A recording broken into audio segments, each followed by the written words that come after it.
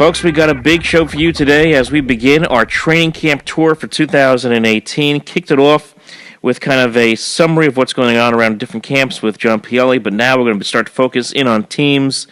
And who better to start it off with than the one and only Chris Hogan of 27 Outs Baseball, and also he does a great job on that podcast that he has with Ben Poplin. He is a big-time Red Sox fan. We've had him on numerous times before. Chris, how you doing, man? Good to be back with you, Mike. I'm excited. Baseball's in the air and warm weather here in the South, so can't complain, my friend. Only about a month away from the actually 3 weeks from the opening day, so a little early this year, but can't complain. My excitement is like a kid I can on Christmas today, so I'm pretty excited. Absolutely, man. I mean, it's exciting at this time of the year. When we get into March, the winter weather's starting to come to an end, unless you're up here in the Northeast where we got socked with the nor'easter. It's pretty fun to think about that in a few weeks' time we'll have baseball all across the United States, for that matter. So, with that, before we get into the Red Sox, I really wanted to ask you a couple of, let's just delve into some of the stuff that's going on here, leading into this spring training and leading into the season. I was talking about this with other people as well. How slow this offseason was as far as getting players signed, and it's really still the case even now. You got a lot of players who are in the prime of their careers, guys like Moustakas, guys like Lance Lynn, guys like Alex Cobb, who are still available and have not signed contracts. J.D. Martinez, of course, just signed a contract with Boston just last week. So it just amazes me how slow this market has been throughout the course of this offseason, now into spring training. Yeah, and I've said this on our show. Ben and I have talked about it numerous times. I've been on other radio networks in the last couple of months talking about it. I don't know. I mean, recently, about a month ago, you heard they're blaming everything on Scott Borison because he wants $200 million out of his 3 or 4 clients, Hosmer, Martinez, and possibly Arrieta as well. But I don't know. I think we saw a surge kind of last couple of years with postseason success. Astros, Dodgers, both. I mean, even though the Dodgers had a lot of veterans guys on big contracts, you saw a wave of guys that were controllable contracts and young talent, and a lot of teams were starting to turn to that. I mean, with the Cubs, the Royals in recent years, and I'm not saying that's not part of giving an older player in their 30s a big contract, but we've seen some risks in recent years with some, like, Carl Crawford with the Red Sox. We've seen Adrian Gonzalez be, not played up to his part in some of his contracts. So I think that once these players are reaching their early 30s, there's a little risk involved because, J.D. Martinez is 30 years old. He signed 5-year with the Red Sox, obviously a couple of out clauses, but, it'd be a risk if it happened to about 37, 38, possibly some injuries, but maybe a Lance Lynn and Alex Cobb, about 30 years old each, will get a couple of years and maybe play it safe. But I think the dynamic of baseball has really changed with contracts in a couple of years, especially injuries and then younger talent. I think it's also just that teams who have been stung, especially I'm talking like the big market teams that have been stung by these big contracts, like the A-Rod contract with the Yankees. You look at, going back to the Mo Vaughn contract with both the Red Sox and the Mets. I mean, that goes way back in some respects, but just the trend over the years where teams used to give out these big-time contracts. I remember Mike Hampton many, many years ago got a big contract from the Rockies. You don't see those kind of contracts anymore for players, pitchers especially, because teams are just worried about what you just mentioned, players breaking down towards the end of the contract when they hit age 35, 36, 37, and you owe a guy, $25 to $35, maybe even $40 million over 3 years. No one wants to pay that anymore, so these teams are thinking of these short-term contracts, 3-4 year deals, and the players themselves are still thinking, I want to not just get the most money, but get the most amount of security, for that matter, as far as you're concerned. So it's a dynamic where both are butting heads, and it's going to be a big, big discussion point when the collective bargaining agreement comes to play in a couple of years. Yeah, and I think a guy like Jake Arrieta, we all thought he'd get a 5 to 7 year deal, possibly 150 to 200. But, I've said this all along. I still think the Brewers, even though the Nationals are keeping dialogue with him, I think the Brewers are still the best fit for him, just because their ace starter, Jimmy Nelson's going to be missed the first couple months of the season from his rotator cuff. And then they have young guys, Chase Anderson, Zach Davies, as decent depth number 3 and 4 starters. But a guy like him would be perfect for what they've done with Yelich and other guys getting restocked with their talent they have, and they had a great year last year. Don't get me wrong, but I think a short-term, a 3-4 year deal, maybe with an out clause after maybe a second year. A lot of these teams are doing these opt-outs. With the Red Sox have 3 different opt-out years in J.D. Martinez's contract, so. Yeah, it is a collective bargaining agreement. I know the luxury tax. The Yankees were, astounded how much the Marlins were able to pay for the stand trade. So it's kind of got its own perks. You have to be creative with it. But these out clauses, I think, are reasonable to save some players some injury risks or performances. But something like a Crawford or a Mike Hampton, like you mentioned, those were pretty bad. First, maybe a year or two are good, but then 3, 4, 5 years, it is rough. But I think we're going to see a change. Hopefully next off season we'll see a little bit quicker around Christmas time, these free agents, but I don't know. I hope this is not the new trendsetter we're seeing right now. If it is, it's going to make the Bryce Harper negotiations that much more interesting. He's been talking like $300 to $400 million. We all know that's probably not going to happen. Certainly in that price range. So it's going to be fascinating to see who's going to not just pony up for a big contract with him, but where is he going to get that kind of money? And is he going to have to temper his expectations based off of not just what we've seen this year, but the last couple of years now in free agency? Yeah, I'm not buying him getting $300-400 million. Because no teams. Yes, the Red Sox, the Yankees, even teams like the Dodgers could probably afford it. They have billions of dollars with their ownerships and the net worth they have as an organization. But I don't know. What is Mike? I feel like Mike Trout. What is he going to demand? $500 million in a couple of years from the Phillies? Going to hometown, but it's not going to happen. Bryce Harper. Yes, he's been a great player. Don't get me wrong, but he's only had really one good superstar season. I think 2 years ago, where he hit that 42 home runs, almost 100 RBIs. But too many injuries. His attitude's a little bit wishy-washy sometimes. So. Yes, he may be a great player, but he's not the complete player like a Mike Trout is. I prefer to give $300 million to a Mike Trout over Bryce Harper, but I don't know. Even with a guy like Josh Donaldson next year, Manny Machado, what are they going to command? They're both all great talent, but at some point you have to spread your wings a little bit and do it in a timely fashion. On how you distribute the money, because the Astros did a great job last year with dishing their money out very well. The Dodgers in recent years with their postseason success. So you have to be very creative with these big contracts. Let's kind of predict here where we think these guys are going to end up, and we're getting to that point now where the guys who are not in camp really need to find a way to get to a camp, because it's getting to that late point in the spring training now. We're heading towards the middle of March soon, so. Where do you see a guy like Mike Moustakas? Where do you think he could end up right now? I've heard the White Sox. I've heard them as a rumor, but where do you think they could go?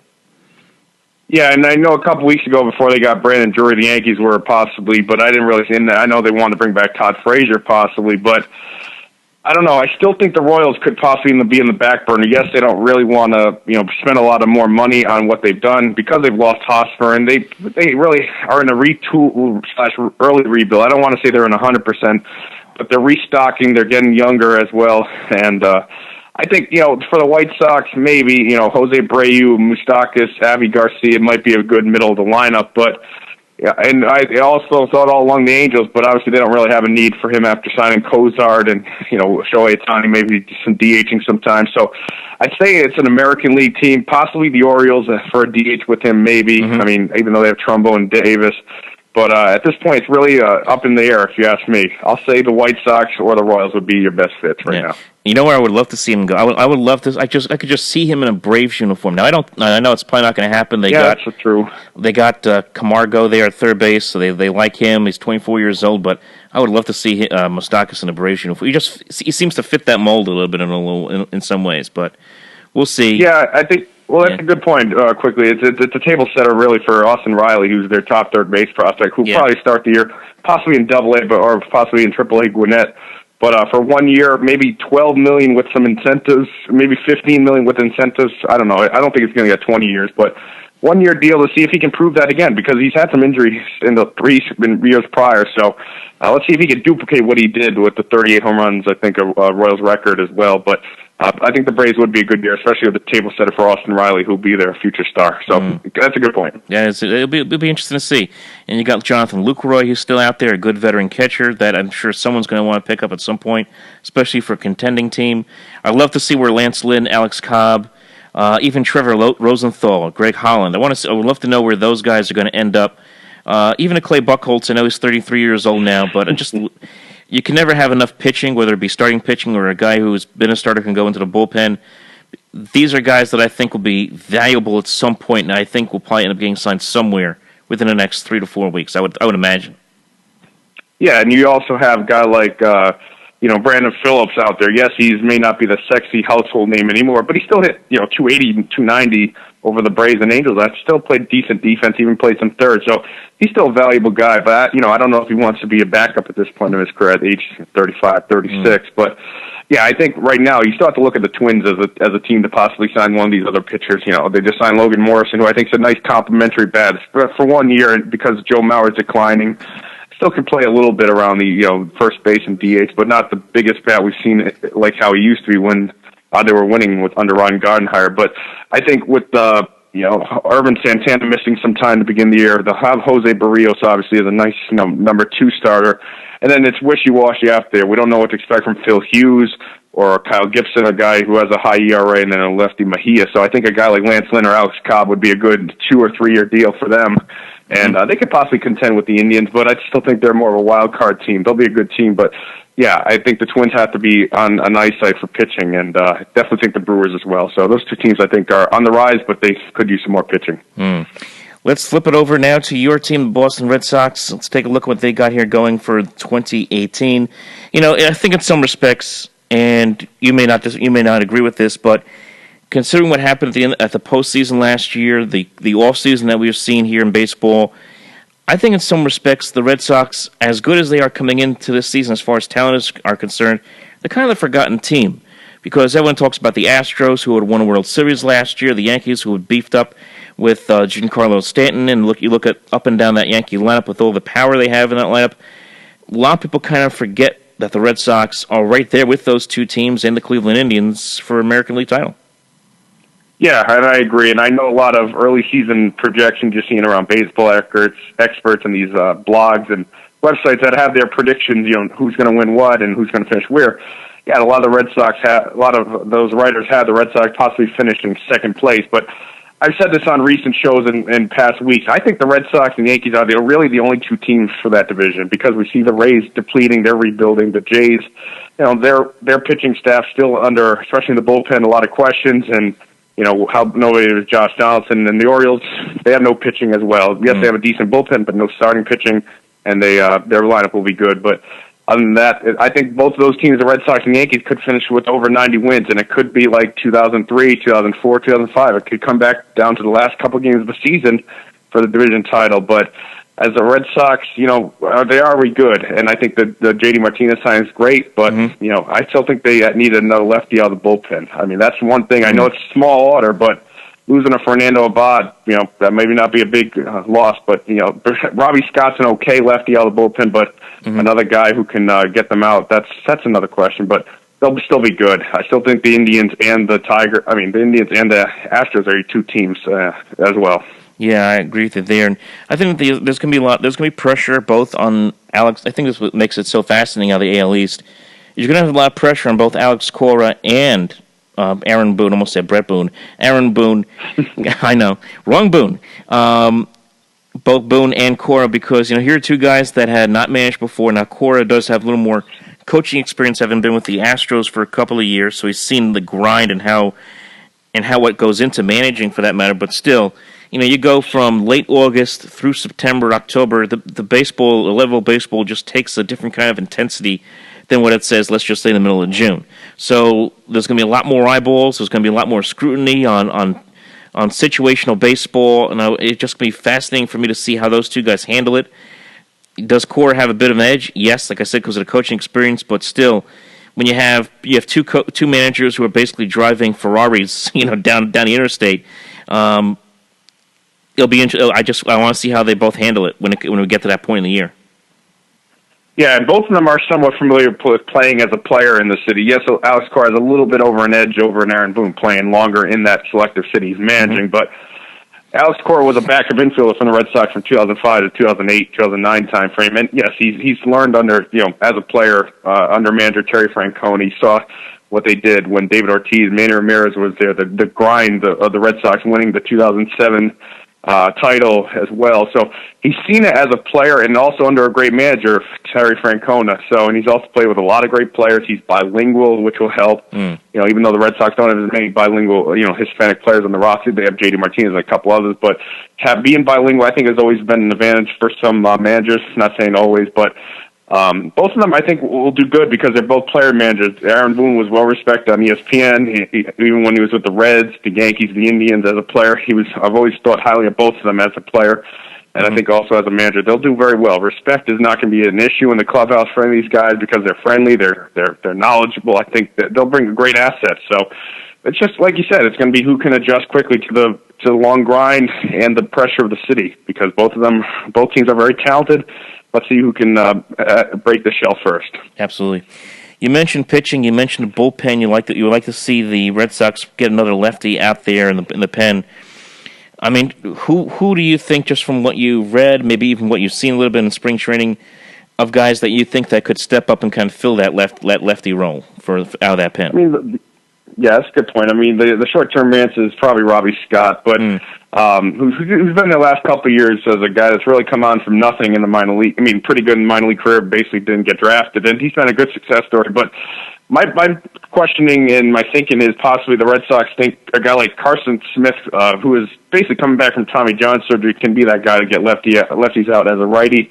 But they also have a guy that's making a pretty quick rise in the minor league, a lefty out of the University of Florida, who was drafted a couple years ago, a guy named Bobby Pointer, who came on really strong. And I think he's probably going to start the year possibly AA or AAA.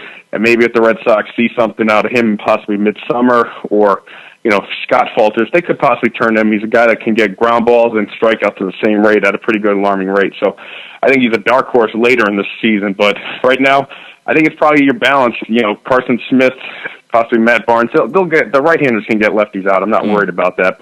And Scott's not a liability. But just another depth lefty in the bullpen. They haven't really signed one yet to a minor league contract, but not too worried about this bullpen as much, you know, because they'll be good. Because when you have Kimbrel, when you have Tyler Thornburg coming, he'll make a full recovery. Hopefully, a healthy Smith, Barnes, Hembry. They'll have a good bullpen. I'm not really worried about it. Just really the starting pitching, if you ask me. Yeah, I agree with you. I mean, the bullpen is pretty stout. You got Kelly, as you mentioned, Thornburg, Kimbrel. It's not bad at all when you start with those three guys in that pen and then you go throughout it. I mean, the question is going to be is the rotation. You know, after Chris Sale, there are questions. You know, Rick Porcello coming off of a rough year last year. He had a great year a couple of years ago. You know, which Porcello are we going to see in 2018? Are we going to see the Porcello who was 11-17 last year, the one that won 22 games, or something in between, which is kind of what he has been for most of his career, be that 13-8, 14-9 kind of pitcher, which he was with Detroit a few years ago. So that's a question. I think for David Price, it's more about between the ears in big games. You know, postseason in September, that's really the big thing with him. We know that he is a very capable pitcher. Had an injury-plagued year last year, so that's a big question mark going into this year. But for me, it's really between the ears with him. Yeah, and again, for Porcello, I think he's kind of like that Urban Santana in your career. You've been around for about 8 to 10 years, not so much Porcello, but you have one good year, one bad year, one good year, one bad year, almost like an odd and even year when it comes to having a good and a bad year. And I don't want to say that's going to continue this year where he'll win 20 games and win another Cy Young like he did in 2016, but I think for him, it's more about, you know, getting that sinker going, getting that ground balls, and not overthinking it because his home run rate went up again. And when he's had a bad year, his home runs rates are bad. It's 25 to 35 a year, and he's having a high 4 ERA, and he's more like a number 5 starter. And you know, Red Sox fans are hating that, but like I said, he with a better, hopefully a fuller year of Christian Vasquez, learned the pitching staff. He did a great job last year with his game calling. And yes, a lot of people think game calling's overrated, but I don't. I think it's a very underrated part of the game because Jason Varitek, look at what he did. He did a great job for a decade doing that with the Red Sox and their success. But having a Christian Vasquez back there, having a Sandy Leon, guys that are good game callers, good defensive catches, hopefully that'll help Porcello. And with David Price, I think, you know, it's a mindset game, like you mentioned. He had I think his first year in Boston was not bad. Yes, he had a 3.99 ERA, but he had over 200 strikeouts and had 17 wins. Yes, because they had David Ortiz and a great offense, but I still think he pitched good at times that year. And we saw him come back towards the end of the season. He pitched pretty good in August and September, and then out of the bullpen for the Red Sox against the Astros did pretty well in those couple relief appearances. But I think for him, it's more. Hopefully, it's a motivation year. Yes, he can opt out after this year, but you're not going to opt out for owing $30 million over the next 5 or 6 years. So, I think for him, he can rebound. If the Red Sox get a healthy David Price, healthy Porcello, with his potential, what he can do in the past, and the Sale, and the back of the rotation, Pomerantz. I think if his injury is not too serious right now, that'll be good. But the fifth starter. They can be. I think their rotation could be better than the Yankees, just because the experience factor is there. That's an early estimate there, but I think the Red Sox, with the healthy Price, could have a little bit better edge over the Yankees with their rotation. They could, and even if they do have a couple of bumps in the road, let's just say in the back of the rotation with Pomerantz, he had a very good year last year. You mentioned the injury. If he does stumble back a little bit, there's always the chance they got a few names out there in free agency that you want to sign to a 1-year deal for at a low price at this point, or maybe go out there, make a trade at some point during the course of the season. That's always a possibility. One thing I like what they're doing so far in spring is that they are taking it easy with Chris Sale, not from the standpoint of injury risk, but really, he doesn't have any concerns on that standpoint, but just to make sure that he's well rested for the season. And there's been talk. There was an article read earlier that his motivations on, of course, Game 7 in the playoffs. He's thinking World Series, and he wants to be fresh for that. So they're taking it easy with him. He hasn't made a start so far in spring. I'm sure that will change in the next couple of days. But I like the fact that they're kind of taking it slow with their big guy. They want to make sure he's ready to go for opening day on the 29th. Yeah, and that's going to be huge for Chris Sale, I think, obviously, because, one more year on his contract left, 300 strikeouts, fits very well. I think, like I said, he was motivated being on a good team last year, being around a lot of good players that have had, hungry, and he was very depleted, as we could tell, with his antics a couple years ago in the White Sox clubhouse and stuff like that. So he was obviously motivated, and I think he's going to be even more motivated this year, not because, the contract not in a couple years is not really on his back, is on his mind right now, but having the better catching tandem, I told you, with Leon and Vasquez, with their knowledge of him, he'll be better. Hopefully, with the good manager and Alex Cora, it'll be good. And you'll have a very good bullpen. Craig Kimball's going to be even more motivated to, for a big contract. So he's going to bring his A game.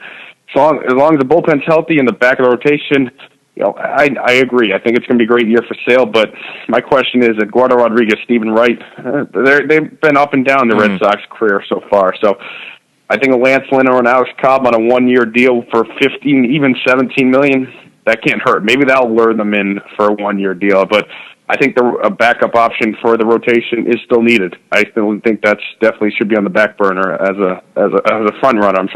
Issue, along with the lefty out of the bullpen. So they still have some rotation issues, but maybe they can get by with the Rodriguez or a Wright if they can pitch well. I think when you look at not just the Red Sox, also the Yankees too. You mentioned the Yankees rotation. They have had some issues over the last year.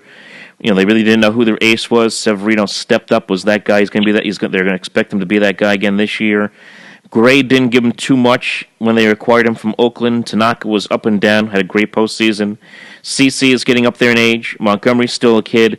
So, both of those teams are going to be in the mix for one of those guys. And I think Alex Cobb is kind of the guy that, maybe both of them are going to be targeting. I know that there's been a lot of rumors about the Yankees and Alex Cobb a couple weeks ago. Those rumors have kind of died down, but Cobb's a guy who's been in the division, been with Tampa Bay, knows how to pitch in all these ballparks in that division. That's probably like Plan A. Not if you had to rank it like Plan A, Plan B. Probably Alex Cobb's the guy that both teams are going to look to get. But again, when you have a lot of other good young pitchers out there, even if you don't get Alex Cobb, if you're the Red Sox, you could get a Lance Lynn, you can get somebody else. It's not the end of the world.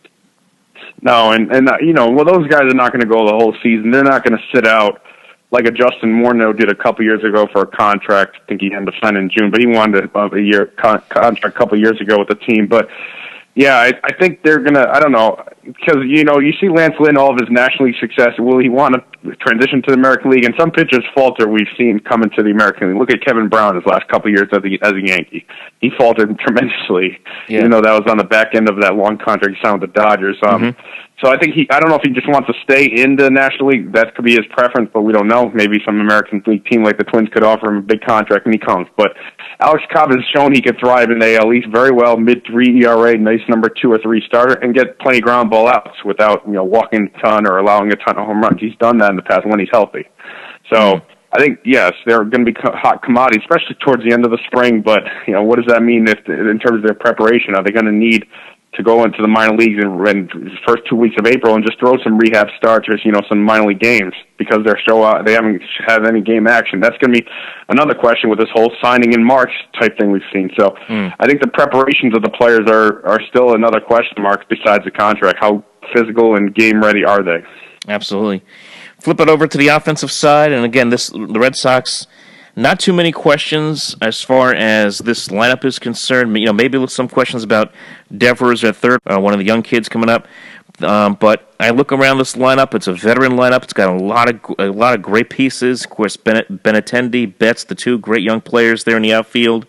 Pedroia, who has been there forever now, 34 years old, and feels like he's been there much longer than that at second base. Hanley, of course, still there at first base. Probably coming to the end of the era here with Hanley at some point. But this is a lineup that's got a lot of power. They're going to drive in a lot of runs. They're going to hit for a high average. It's going to be lethal. It's going to be lethal for a lot of teams to deal with throughout the course of this year. Yeah, I think the first thing is the Red Sox were pretty much almost dead last in the whole major league last year in home runs, and that's very surprising considering who we've had in the last 10 to 15 years. Ramirez. And David Ortiz and guys like that, and Nomar even in years prior. So it was very surprising to see the Red Sox, even though they had about 4 or 5 guys with 20 home runs plus last year, to be dead last almost in the majors in home runs. So, in the early thinking is, yes, J.D. Martinez, who didn't even play the first 6 weeks of the season with a foot injury, still clobbered 45 home runs in basically half of a season, and a little bit more than half a season. So, will he add that big power? I think he could, and I still think he's the best Red Sox power hitting outfielder since Manny Ramirez left. And I know that may sound like a ton. That's 10 years ago, but it's actually pretty much the truth. So I think if Benintendi's power can continue, if Betts' power continue, Bradley gets back to 20 home runs, they're going to be lethal. I mean, biggest question for me is Xander Bogaerts. What's he going to bring? 20 home runs, 80 RBIs 2 years ago, 10 home runs, 60 RBIs, 280. Yes, still decent, but what's he going to be? Is he going to be your 20-20 guy eventually, or is he going to continue to be that average shortstop that we've seen in half of his career? So I think he's the biggest question mark for the Red Sox. Which player are you going to see out of him? Yeah, and he's not a big-time base stealer either in his career. I mean, the most he's stolen was 15 bases. So, you're trying to figure out, what kind of player is this guy going to be? Is he going to be a guy you're going to put near the top of the order? He's not going to be a big-time base stealer, still hits for a pretty good average, but he doesn't hit for a lot of power. Is he more of an 8 or 9 place hitter in the American League lineup? That's going to be a question for Alex Cora to answer in the next couple of weeks. Yeah, I think seeing all the Red Sox projected roster, lineups I've seen on websites and stuff, perfect for short-term answer. I think maybe the 6th spot or so. Maybe we're not too much pressure. Maybe have. I think I've seen even a lineup I like to start. Betts at the top, Benintendi second, and even Hanley Ramirez third. He didn't really think about that. He was more of a 4th or 5th hitter when David Ortiz was there, but maybe above J.D. Martinez in the 4th spot. That could be extra motivation, but I know the Red Sox are kind of looking at his at-bats with obviously having Moreland as a backup option, but you got that vesting option if he has a couple of, I think, 580 at-bats, what it is. So they'll probably control his at-bats so they don't have to be on the hook for about $20 million in 2019, but possibly Bogaerts 6th, and then, maybe Bradley and Vasquez. Even Eduardo Nunez can hit pretty much, since he'll probably start the Pedroia on the DL. He'll be a nice combination. So you can really flip-flop that top of the order. So it'll be very interesting. But having J.D. Martinez in the number 4 spot, that's going to be huge. So this lineup will be better, trust me. I don't think it's going to take any sour note back just because I think Benintendi and Betts, hopefully Bradley rebounds. They'll all be motivated for a big year after that, dreadful series against the Astros. You took the words right out of my mouth. J.D. Martinez, 45 home runs, 104 RBIs, 376 on-base percentage. Guy was crushing it, had a slugging percentage last year near 700. I mean, you talked about the lack of power last year. Should not be a concern this year. And just to have that guy in the middle of this lineup, it's going to take so much pressure off of everybody else. All of a sudden, Benintendi doesn't have to be the guy. Mookie Betts now doesn't have to be the guy. Hanley Ramirez, at his age, what is he, 35, 36 years old now? He doesn't. Yeah, 34 now. He doesn't have to be the guy. You got the guy now in your cleanup spot there with J.D. Martinez. It just changes everything. Here's another thing. He can also be a mentor for, and I know you mentioned a few minutes ago Rafael Devers. We'll get into it in a minute, but he can be a kind of a table turner for Rafael Devers. Look what he I don't want to say he mentored Nick Castellanos in Detroit, but Nick Castellanos became a better player hitting below J.D. Martinez. And I'm not saying, with Miguel Cabrera's there and they've had Ian Kinsler, so they've had a lot of veteran leadership, but I just think, Castellanos learned a little bit from these power hitters. Maybe Rafael Devers could too as well. So, and there's not a lot of pressure on him. I don't want to say that, but, Red Sox fans take it the wrong way and they say he's hitting 210 in May. He's a bust, but he's not. So, short term, I think J.D. Martinez, yes, he's going to be that 40, possibly 45 home runs, but even if he hits 290, 30 home runs, 110 RBIs, that's still fine. Yes, he's making $25 million, but do they come expecting to be a Manny Ramirez right away? I think the Red Sox fans, yes, they are, but they're truly different players. I think Martinez is more of I guess you could say they're similar hitters, but even though Manny had a more power, I think, early on in his career, but he'll be good. He's a good clubhouse guy. He's not going to play the field much, I don't think, even though he wants to. He'll probably DH, but he'll be a good table setter for the young guys like he was in Detroit. So I think it's a perfect signing. If he gets some injuries in years after, the Red Sox have some outs clauses and stuff, so it'll be a good fit for the first couple years, I think. He kind of went under the radar for a lot of ways. I mean, he was a superstar that went under the radar for the last couple of years, and I think in some ways J.D. Martinez, and that's not the worst thing. And I know a lot of Red Sox fans are used to guys like Big Papi and Manny Ramirez, guys who are all out there. They're very public in the way they show their leadership in a lot of ways. Manny does his own thing, as we all know. Martinez seems to me kind of a guy who's willing to be kind of under the radar and have kind of a quiet leadership. And that's not the worst thing in the world to have, especially when you have a young manager there, a new coaching staff. Yeah, and the Red Sox, I think, have had those guys in recent years. I think Derek Lowe is one of those guys that really went under the radar. Yes, he had some up and down years with the Red Sox, but always came up big when the Red Sox team, especially 2003 against Oakland. We've seen guys like Mike Napoli in 2013, 29 home runs that basically helped them win a World Series.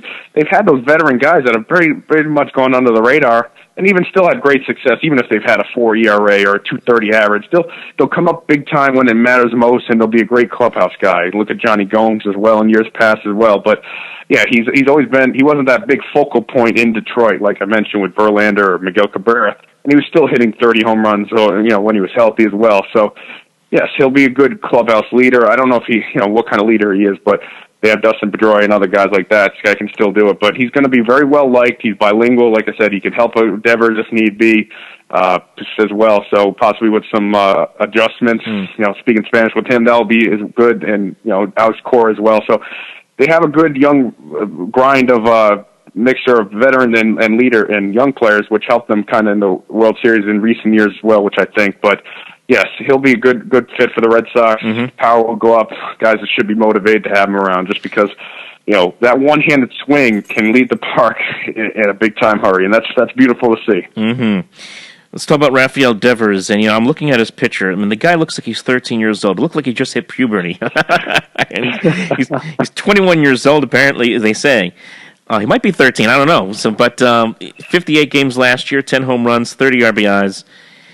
Up and coming prospect, if you still want to use prospect for that matter. We'll see how he does in a full season. A lot of high expectations, especially for a young kid. We see this all the time. Young kid comes up, plays a handful of games, hits a bunch of home runs. Everyone says, okay, this guy's going to be the guy.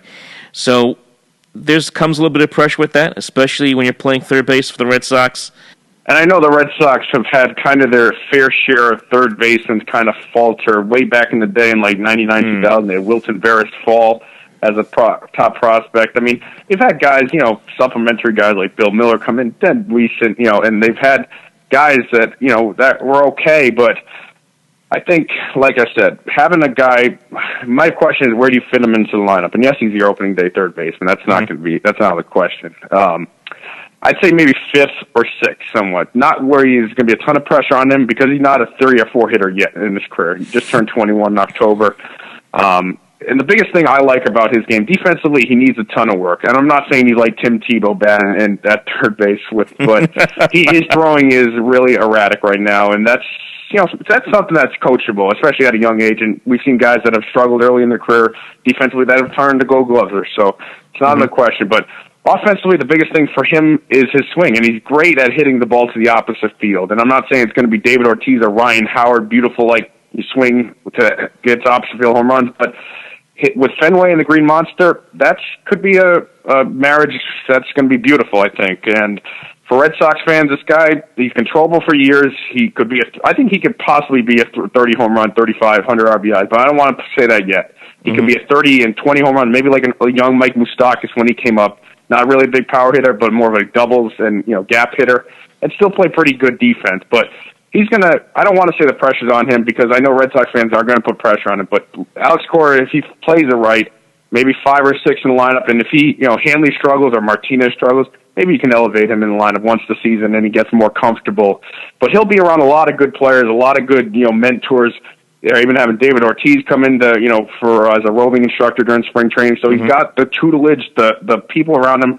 So I think he's going to thrive. I don't think he's going to struggle. And if he does, they can always send him down to the minor leagues. He's got plenty of options. But even down there, they have a lot of great coaches. So I think he's in a good hands long term.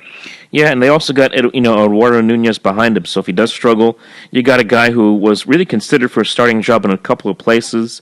I know the Mets were thinking about signing him to a contract before they signed Todd Frazier to be their third baseman. Nunez, a guy who could play 3 positions. Guy's been a solid hitter for most of his career. I mean, he's not going to hit for a lot of power, but he hits for enough power. He hits for a high average. That's his claim to fame in some ways. To have him behind Devers is certainly a nice backup, and you can use Nunez, as I said, all across the infield. Absolutely, and just think, what the Red Sox acquired him from the Giants around the trade deadline last year, he was hitting first, second, and third, and even still thriving in the third spot when needed. So he can really bounce around live. He'd probably even hit 5th or 6th and still be effective. And I know some Red Sox projected, I've seen it even hitting 8th, 7th, but I think he's probably, maybe a 3-hole hitter, depending on how the Alex Cora wants to have the lineup come opening day. But yes, depth-wise, good contract, 1 year, about, I think, $6 million with a couple incentives, and then an option year. So he's 32, 33, still a good player. He's only getting better. He's one of those guys with the Yankees that was kind of not a great bat, average defense, and he's become a pretty good defender at multiple positions and a pretty good hitter. So I think he's going to be a spark plug, and they also have Brock Holt, who can help from time to time when he's healthy. So I think backup options for Devers is good. So, and even Pedroia as well, like we mentioned. But the Red Sox depth, I think, is pretty good as we speak. So I think it'll be a good fit for Nunez and Devers in terms of how successful they are with the Red Sox this year. Absolutely. And last position we'll talk about here, and then we'll just take a look where the Red Sox fit in the league here. You mentioned catcher Christian Vasquez, Sandy Leon. Very important backstop, and both of those guys had a very good impact on this team last year, and a very good impact as far as catching the game is concerned, as far as these pitchers are talking about. They're going to be big again. I mean, maybe Leon's case not going to put up big numbers. Vasquez put up some pretty decent numbers offensively, hit 290. But it's all about the catching, their defensive prowess from my standpoint with those two guys and how they handle the staff. Yeah, and the funny thing is not many people mention even Blake Swihart, who was the number 1 pick in 2011, really had been riddled with a lot of injuries. He hurt himself and had a season-ending injury in left field last year. He could be possibly a third catcher, but they're trying him out in the middle infield/outfield. So he's another option. But right now with Christian Vasquez, after finally coming onto the scene as an improving hitter, and he's always been a great defensive catcher, throwing out base runners, calling a good game, and stopping pass balls and blocking the play good. He's always been a good defensive catcher, but offensively, he's not going to hit you 20 home runs or driving 80 RBIs, but he's going to hit you 280, maybe 540 RBIs. And he came on well. He earned the respect of the pitchers we saw, the bullpen, the starters. And Sandy Leon, his monster 2016 with hitting 330 and a half a season. He obviously regressed with the bat, but he was still a good backup catcher for Leon and still called a great game, still a good arm. So they're not going to get your 20 home runs from like a Jason Varitek or Jared Saltalamacchi in recent years. I think the Red Sox behind the plate are pretty good. I don't think it's really a liability. Just taking a look at this division, and you and I talked about this already. We both agree that the Yankees and the Red Sox, it's their division. Whoever doesn't win this division is probably going to be the number 1 wild card. So to me, once the question's going to be how else the rest of this division going to shape out. I think Tampa Bay is in a rebuild mode, so I think they're probably going to be a last place team this year.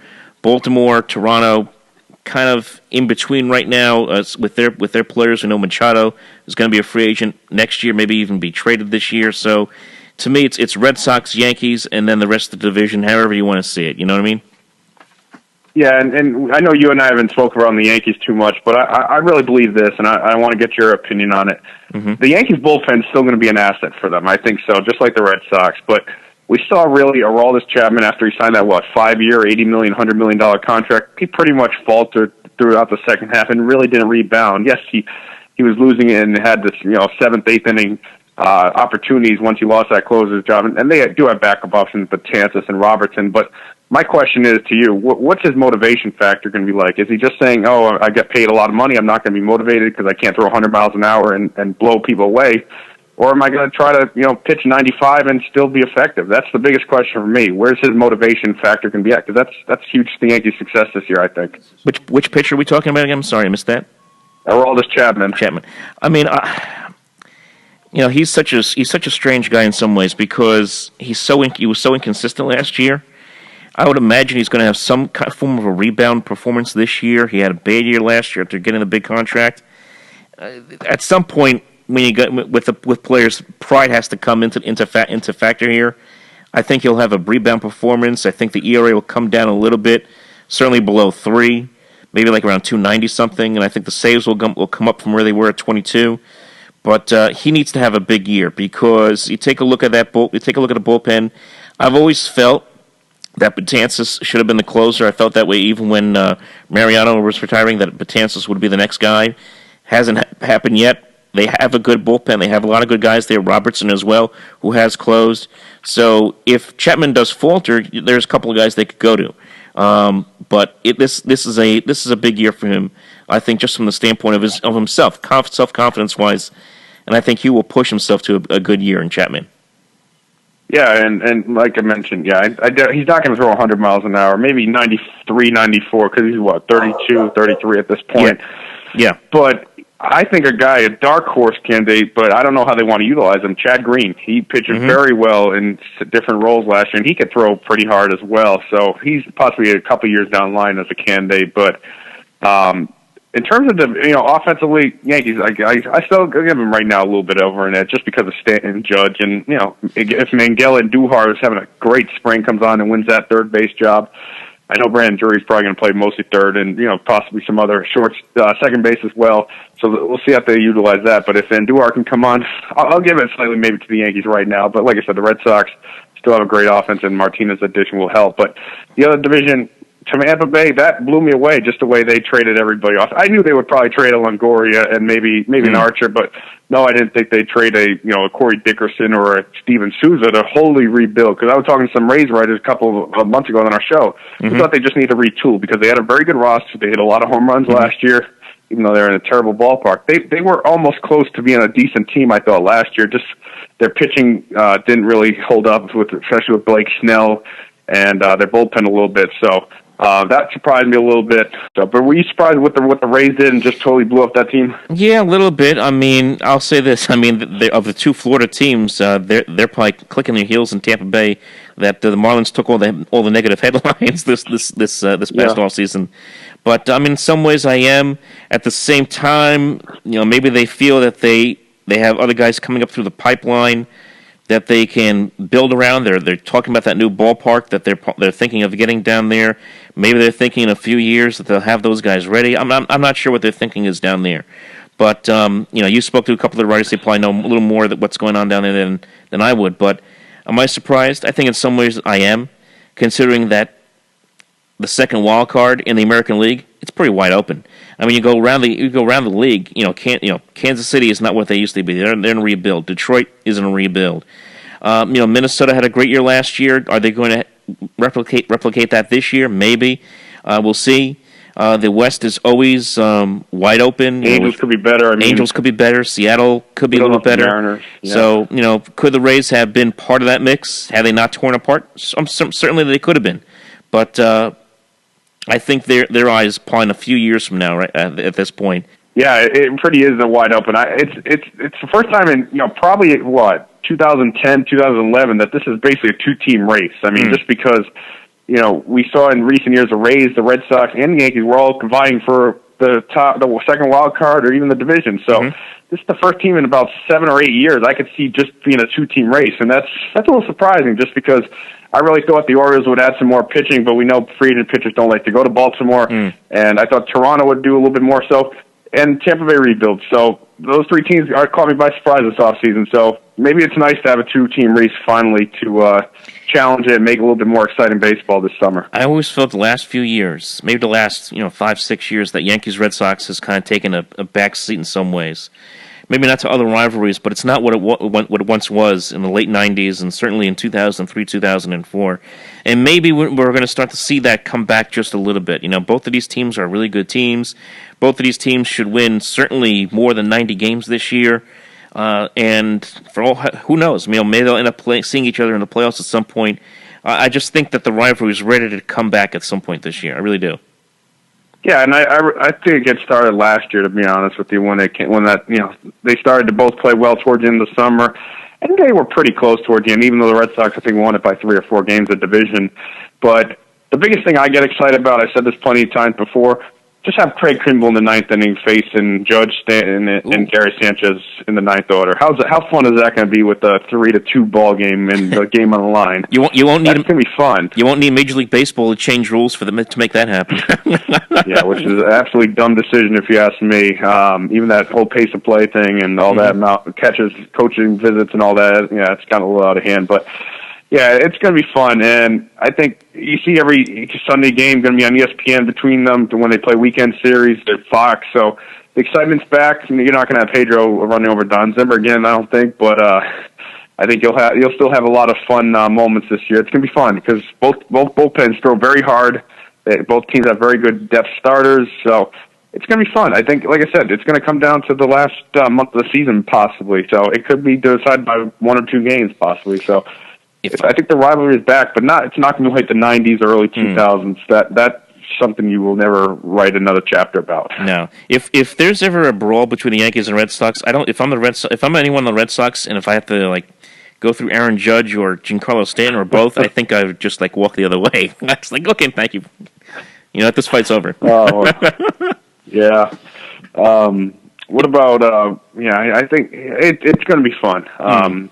Who do you see who do you have as your improved teams this year? Who do you maybe 2 or 3 from each conference? Ooh, 2 or 3 from each conference. Well, I think Milwaukee, San Francisco, and the National League are 2 of the more improved teams. I mean, I'm not saying they're going to win divisions or anything like that, but I think they are improved enough that they're going to be right in the mix. The NL West is going to be fascinating because you have the 3 teams go to the playoffs last year. You could have four really, really good teams this year. Maybe 1 or 2 of them gets them to the postseason this year. I think that's just the way the division is. Milwaukee's improved. They got a lot of offense. I worry about their pitching. I don't think it's enough pitching on their end. So they've improved there. I think in some ways, even the Mets. Now I'm not saying the Mets are going to make the playoffs, but I think they've done enough to be a contender for a wild card spot this year out of the NL East. And then the American League. I think the Angels. You hit the Angels earlier. I think they're probably the most improved team in the American League, and it would be disappointing for them, and especially for Mike Scioscia, if they don't get to the playoffs this year out of Anaheim. Yeah, and I think the Angels are definitely, just because I like defensively, they got a lot better. Besides having a Trout or an Andrelton Simmons, Cole Calhoun, they got better with Zach Kozar, who's kind of a converted shortstop to play third base. They got Ian Kinsler, who's a nice veteran leadership at the top of the lineup. His experience with the postseason prior years with the Rangers and Tigers, he's a good defensive player. Justin Upton, he's okay defender, but his bat restructuring his contract to make it more friendlier for both sides, so that helped. Offensively, I think they're going to be a lot better, just because we know Albert Pujols is more of a DH, and he could play first base maybe 40 games. He'd play okay, but he's not going to be your Gold Glove like he used to be. So they'll still have a good lineup, but the biggest thing for me is Cole Calhoun needs to have an adjustment, not leading off. He really struggled last year, and if he can maybe hit in the 5th spot, I think he can hit that 20 home run, 25 home runs, and hit a better average. So having a guy like Ian Kinsler at the top of the lineup is going to take a lot of pressure off those guys, and I don't think Ohtani's going to. They're talking about him two-waying, but Angels need more pitching than offense, if you ask me. But their rotation, if it's healthy, if Matt Shoemaker's healthy, if Haney's healthy, if Skaggs is healthy, it'll be good. So I think they'll and Garrett Richards as well. That's another key part for them. And then their bullpen, I think Blake Parker, Bedrosian, and Middleton will be good, and Jose Alvarez, a lefty. But they could use another bullpen piece after bringing Houston Street not back.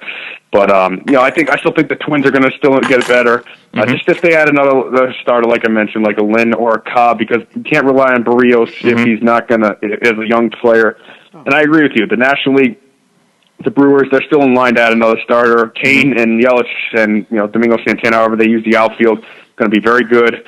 Travis Shaw is still good. So they have a lot of good players. I don't know what Eric Thames is going to be really struggling in the second half after a historic April last year. So. Yeah.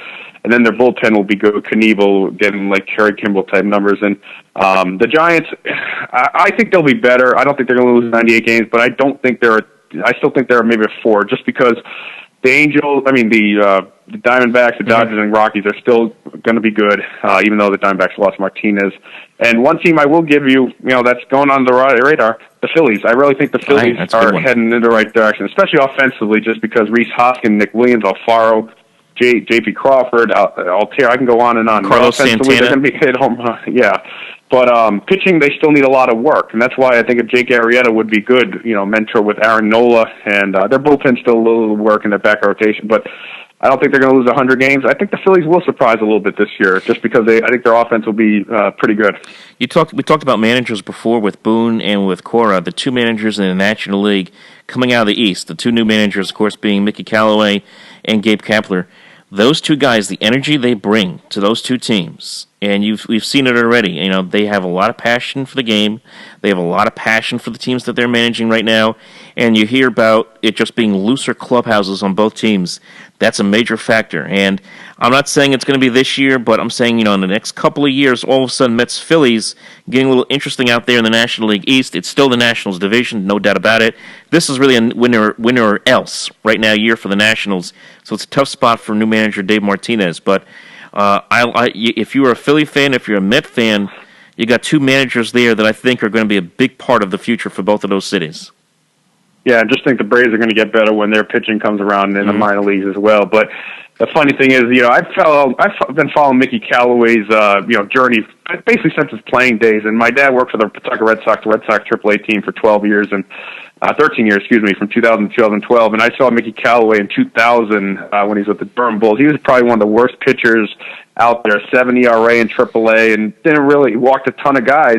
And it's funny, he retires after pitching overseas in 2008, 2009, and just really changes around. Some players are better coaches than players, and that's not to bash Mickey Callaway, because I think he's a great guy, like you mentioned. And look what he did in Cleveland. He did a great job with Kluber and Salazar, Carrasco, and Bauer and Allen and all those guys. But yes, he's well spoken. He seems like he knows what he's doing. Even, like I said, learning under Terry Francona, it's going to give Callaway and Alex Cora a lot of success early on. They just know the approach, how to call a good game, just how to manage the game very well. So I think that'll help him.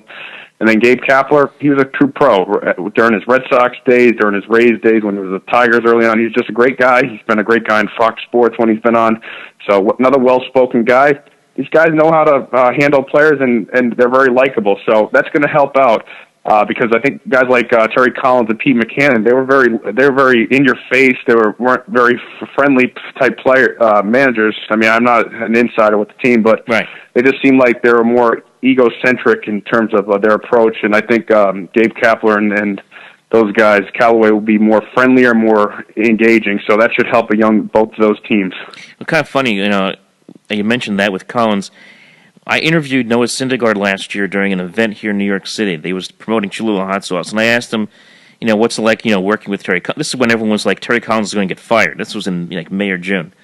And I asked, what's it like, working under Terry Collins? How's your relationship with him? He says, well, I don't talk to him that much at all. I thought that was kind of surprising that one of your top starting pitchers doesn't deal with the manager at all. That blew me away. It really did. Well, just think. I mean, I think David Wright's had problems with him in the past. I mean, Granderson, even though he's a great speaker, he's a great guy, he might have, even though he's one of the classiest players out there in baseball, some of these veteran players don't seem like they get along well with him just because their personalities. I mean, even when Terry Collins with the Angels, Tim Sam and Jim Edmonds didn't even fully like him as well. So, I mean, I think some managers take their approach differently, but I thought all along Mickey Callaway would be a great manager, and I'm surprised he didn't get a year earlier somewhere, just because I think he was that good of a pitching coach the last couple of years. But Noah Syndergaard, Matt Harvey, Matz, and Wheeler, they all should thrive under him. He's going to be like that Dan Rathern, that was not so much the Mets fans liked. So I think he'll be a good addition. He'll be a great manager and pitching coach all in one. So hopefully that will motivate a guy like Matt Harvey, Syndergaard, and Matz. Hopefully. And DeGrom as well. Yeah, hopefully, man. All right, Chris, I want to thank you, man, for coming aboard. I'm still finishing packing here as I'm getting ready to head down to Florida tomorrow morning. So it'll be an interesting trip, certainly coming up on my end. Haven't done spring training before. This is something that I wanted to see if I could take some advantage of and just see what's going on down there. And certainly we'll report on the next couple of days. So what do you guys got coming up on your program? Yeah, well, if you want to follow me, I'm on Twitter at Chris Hogan _, and our 27-ounce baseball at 27_ounce baseball. And then Instagram, I've been posting a lot of college videos as well for the draft and all that 27-ounce baseball on Instagram. But Ben Popple and I, after a few weeks hiatus, will be returning this week. I'm not sure the guest yet. We'll promote it on our social media probably sometime in the next 2 or 3 days. And we record and have the show every Sunday night at 9 p.m. Eastern Time on a website called 3 and Out Radio. That's THR, the number 3 and Out. And also through the Spreaker app, just search 3 and Out Radio. So with spring training approaching, we're going to have a lot more previews. We're going to have a lot of the writers on, hopefully some players with availability. But, this is the time of year where players' availability gets a little tougher. So we'll try to pack our best shows, hopefully, over the next couple months. Sounds good, man. Looking forward to it. Baseball is back, my friend. Yes, sir. And Mike, quickly, World Series prediction. Oh, no. Oh, boy, you're putting me in a spot. Early prediction. Yeah, early prediction. Gun to my head, I'm going to say Houston and Washington. I think that Houston can get back there. It's not easy to do. I think they have enough pitching to get back there to make it happen. And I think this is now or never for Washington. So I'll say Houston and Washington. I'll say Houston and the Cubs this year. I like what the Cubs have done with Yu Darvish. I think bullpen, they've gotten a little bit better as well. And hopefully Chris Bryant will drive in a little bit more runs, and they'll be better. They're still a good defensive club. Javi Baez is only getting better. So I think, Garrett Cole addition, Verlander, or Keiko in a contract year, I think it's going to be fun. You could see 200-win teams possibly in the World Series again. So I'll say Houston over the Cubs is in 6 games right now. Sounds good, man. It's going to be fun to watch. Can't wait to start the season up. All right, man. Yeah, looking forward to it. All right, take care. All right, man. Take care. Bye-bye. That was Chris Hogan, folks, from 27-Ounce Baseball. I want to thank him for joining us. We'll talk to you next time right here on Open Mic. Remember, we got the travel coming up here, the travel vlog, and a lot coming up here in the next week, as we'll be down in spring training, Port St. Lucie, to see the New York Mets. Remember to follow us on Facebook, facebook.com/Open Mic Program, at Open Mic NJ on Twitter, and, of course, like and subscribe right here on the Sports Talk Nation.